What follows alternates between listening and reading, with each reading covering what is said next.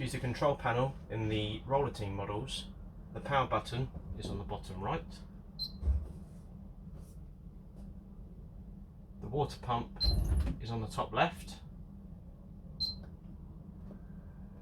The outside light is the second one down.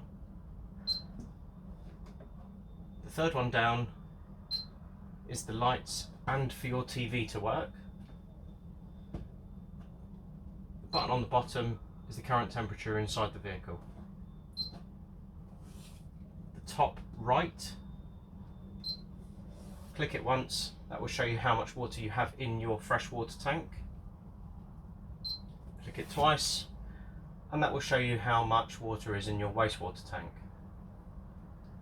The second one down on the right hand side, click it twice, that will show you the percentage of your leisure battery. The third one down, click it twice, and that will show you how much you have in your cab battery.